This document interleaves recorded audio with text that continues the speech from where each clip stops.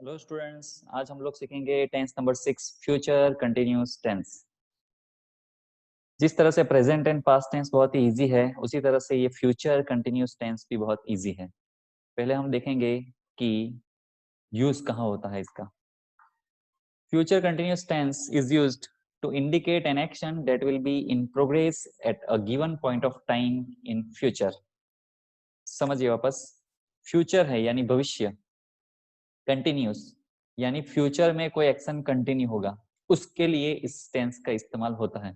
Future में कोई action continue होगा, इसके लिए ये टेंस यूज करेंगे। फॉर एग्जांपल ऐसा माने कि आपका कोई दोस्त आपको कहता है कि नेक्स्ट संडे में 11 बजे सुबह तुम्हारे घर तुम्हें लेने आऊंगा, और आपको तो नेक्स्ट संडे तो फ्यूचर हो गया, तो आपको जो आंसर देना है कि 11 बजे संडे आप क्या कर रहे होंगे, तो वो भविष्य का आंसर है, फ्यूचर का आंसर है।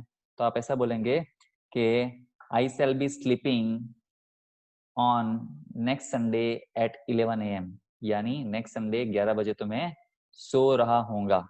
यानी उस समय तुम जब 11 बजे लेने के लिए आओगे, तो मेरा जो एक्शन है वो सोने का एक्शन फ्यूचर में 11 बजे संडे चालू होगा।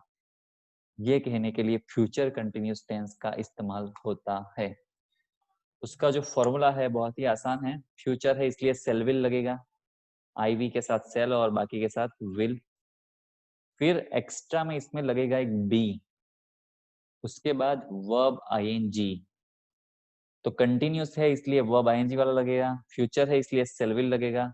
लोग ये बी लिखना भूल जाते हैं, इसलिए मैंने इसको रेड किया है, क्योंकि इसको भूल जाते हैं। आप लोग याद रखना इसको। Subject shall will, be verb ING.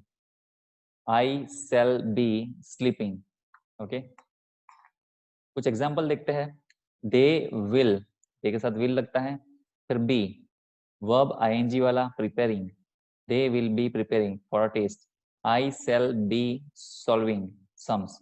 Lovlina will be playing cricket. John will be clearing his accounts. तो ये फॉर्मूला के हिसाब से अभी आपको ब्लैंक्स फिलअप करनी है जो मैंने दी है। तो ये ब्लैंक है, जैसे तो सब्जेक्ट पहले है दिए हुए रेडीमेड, फिर वर्ब यहाँ ब्रैकेट में है, तो सब्जेक्ट है ऑलरेडी, वर्ब ब्रैकेट में दिए हुए, लेकिन उसमें आईएनजी नहीं लगा, हमें लगाना है। ये हमें डिसाइड करना है कि सेल भी आएगा कि विल भी आएगा, और वर्ब में आईएनजी लगा देना है। ठीक है, देखते हैं। एक सी है तो विल लगेगा, फिर विल के बाद बी लगाना है, सी विल बी। पे का हो जाएगा पेइंग, तो सी के बाद आएगा will be paying, will be paying is the answer. तो इस तरह से यू के साथ सेल लगेगा कि विल, आपको डिसाइड करना है, पीछे बी लगा देना है, और लॉक का आईएनजी वाला फॉर्म लॉकिंग लगा देना है। आई के साथ सेल लगेगा कि विल, वो डिसाइड करना है, वो लिख देना है, फिर उसके पीछे बी लगा देना है, और वेट का आईएनजी फॉर्म वेटिंग लगा देना है। इस हिसाब से 10 ब्लैंक्स फिलअप कर देनी है। नेगेटिव सेंटेंस का फॉर्मूला क्या रहेगा? तो सब्जेक्ट सेल विल जो होगा वो, और उसके पीछे खाली नॉट लगा देना है, उसके बाद बी लिखना है, नॉट के बाद बी आएगा, और verb ING. He will be scolding her, he will not be scolding her।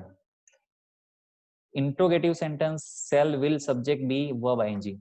तो सेल विल पहले आ जाएगा, हेल्पिंग वर्ब, जैसे हमें पता है इंट्रोगेटिव में ऑलवेज हेल्पिंग वर्ब पहले आएगा, सब्जेक्ट उसके बाद बी आएगा सब्जेक्ट के बाद, एंड उसके बाद वर्ब आईएनजी आएगा, और एक्स्ट्रा में क्वेश्चन मार्क लगाना रहेगा। ओके, बहुत ही आसान है ये भी।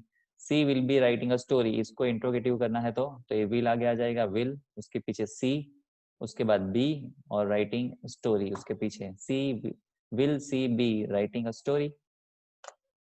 ओके, तो यहाँ पर खत्म होता है ये फ्यूचर कंटिन्यूस टेंस। वापस हम लोग 7 नंबर के टेंस के लिए मिलेंगे। बहुत ही आसान है कंटिन्यूस टेंस, और कंटिन्यूस में वापस एक बार बोलता हूँ, एक चीज याद रखे, जब एक्शन कंटिन्यू है तब इसका इस्तेमाल होता है।